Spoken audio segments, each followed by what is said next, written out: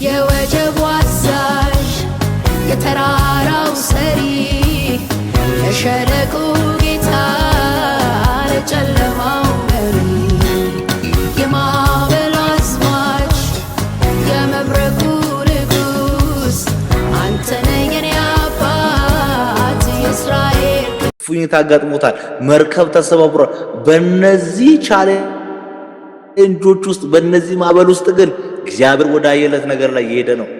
በህይወታችሁ ምዕራፍ ውስጥ በአገልግሎት ነገራችሁ ውስጥ ብርቱ የሆነ አውሎ ነፋስ ይገጥማችኋል። አታቁሙ። ኢየሱስ ለዘላለም ጌታ 37 ላይ እንደዚህ ለሚለው ብርቱ የሆነ አውሎ ነፋስ ተነሳባቸው ይላል። ይነሳባቸዋል ወዳጆቼ፣ ሰዎች ይነሱባቸዋል። አረ እሱማ እሷማ እንደዚህ ነች እኮ ይላሉ። የሰው ምላስ ይነሳባቸዋል። የሰው አንደበት ይነሳባቸዋል። ኢየሱስ ለዘላለም ጌታ። እስቲ አላቆምም በሉ። እኔ ለአንድ ሰው ይሄ መልእክት ነው። አላቆምም በሉ። ወጀብ ቢነሳ፣ ምላስ ቢነሳ፣ ክፉ ሰዎች ቢነሱ አላቆምም። ብዙ ነገር ሊነሳብኝ ይችላል። አላቆምም። ኢየሱስ ለዘላለም ጌታ ነው። ማቆም መብት አይደለም ወዳጆቼ። አታቁም። እኔ ይህ መልእክት ለማን እንደሆነ አላውቅም። የበረታ ነገር ቢገጥማችሁ አታቁም። በእውነት አታቁም። የፈለገ ይላል። አረ ኢየሱስ ለዘላለም ጌታ አሜን። አማኝ አይደለም በርትቶ አይደለም በእግዚአብሔር ፊት እየጸለየ ደክሞ እንኳን ያሳድዳል። ኢየሱስ ለዘላለም ጌታ። የበረታ አውሎ ነፋስ ቢገጥማችሁ ተደራጅተው ቢመጡባችሁ አታቁሙ። አገልግሎታችሁ ሊያስቆሙ ተደራጅተው ቢመጡ ተመካክረው ቢመጡ አቁሙ። የተወደዳችሁ እግዚአብሔር ኢየሱስ ለዘላለም ብርቱ አውሎ ንፋስ ገጠማቸው። ወዳጆቼ የበረታ ነገር ቢመጣ ከኛ ጋር ካለው ኃይለኛ ስለሆነ አታቁሙ። ወደፊት ቀጥሉ። መጸለያችሁን አታቁሙ። ሐና የሚያስመረራት ነገር ቢበዛም ጸሎቷን ግን አላቆመችም። የእግዚአብሔርን ደጅ ከማንኳኳት አላቆመችም። አታቁሙ። በሶስተኛ ደረጃ በህይወታችን ምዕራፍ ውስጥ ምን ይሆናል? የእግዚአብሔር ዝምታ። የኔ ቤተሰቦች አንዳንድ ጊዜ በምናልፍበት ጎዳና ውስጥ የእግዚአብሔርን ድምፅ እንፈልጋለን። አሁን ይህንን ስራ ልተው አልተው፣ ይህን ነገር ላድርግ አላድርግ፣ በጣም ተጨንቀን የእግዚአብሔር ድምፅ በምንፈልግበት ወቅት እግዚአብሔር መለን ሁኔታው ይዘጋጋል። ሰዎች ዝም ይሉናል። ዮሴፍን ጠጅ አሳላፊው ረሳው ይላል። የዝምታ ሲዝን፣ የመረሳት ሲዝን፣ ይሄ በጣም ፔንፉል ነው። እንደ አማኝ በህይወታችን ውስጥ ከሚከብደን ነገር ውስጥ የዝምታ ሲዝን፣ የሚደውሉልን ሰዎች ሲያጡ፣ የሚጠይቁ ሰዎች፣ አብረን የምናገለግል ሰዎች ሲተውን፣ ዝም ሲሉን፣ የመረሳት ሲዝን፣ የመተው ሲዝን ውስጥ በጣም እንደ አማኝ ከባድ የሚሆንብን ታይም። ሐዋርያቶቹ እንደዚህ ነው ያሉት፣ ስንጠፋ አይገድህም ወይ? የተናገሩት ነገር ጌታ ሆይ ስንጠፋ አይገድህም? ይሄ ከውስጥ የሆነ ጩኸት፣ ከውስጥ የወጣ ጩኸት ወዳጆቼ፣ ይሄ የመረሳት ሲዝን ከባድ ነው። ኢየሱስ አብሯቸው እያለ ዝም አለ፣ ተኛ። የዝምታ ሲዝን በጣም ከባድ ነው።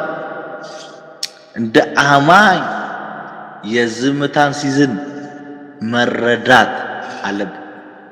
በጣም ጎበዝ ሰው እግዚአብሔር ዝምታ ይረዳል። ትዝ ይላችኋል ኤልያስ እሳት መጣ፣ አውሎ ንፋስ መጣ ምናምን ሲባል ምንም አልመሰለው፣ ታላቅ ጸጥታ ሆነ ሲል ግን ፊቱን በጨርቅ ሸፈነ ይላል። በጣም ጎበዝ አማኝ የእግዚአብሔር ድምፅ ብቻ ሳይሆን የእግዚአብሔርንም ዝምታ ይረዳል።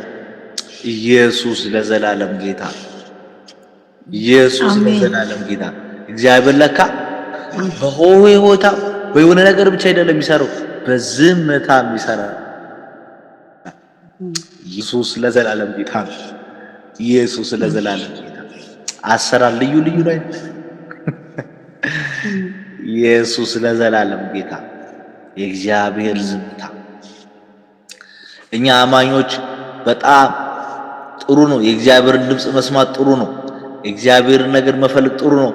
አንዳንድ ነገሮችን በጸሎት ለማሳጠር በትንቢት ለማሳጠር እንጥራለን። የእግዚአብሔርን ዝምታ ጠምዝዘን ልናናግረው አንችልም። በህይወታችን ውስጥ የዝምታ ምዕራፎች አሉ።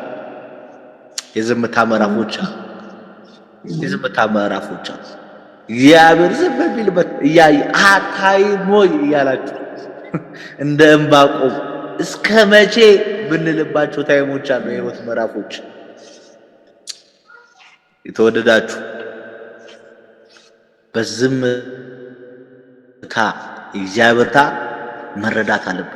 ጎበዝ አማኝ የእግዚአብሔርን ዝምታ ይረዳል። እነዚህ 3 የህይወት ምዕራፎች አሉ። የኔ ቤተሰቦች የቱ ጋር እንዳላችሁ አላቅም። አንዳንዶቻችሁ የተስፋ ምዕራፍ ላይ ልትሆኑ ትችላላችሁ። አንዳንዶቻችሁ የተግዳሮት ምዕራፍ ላይ ልትሆኑ ትችላላችሁ። አንዳንዶቻችሁ የዝምታ ምዕራፍ ላይ ልትሆኑ ትችላላችሁ። ግን ህይወት በእነዚህ ብቻ አይደመደምም፣ በእነዚህ ብቻ አያልቅም።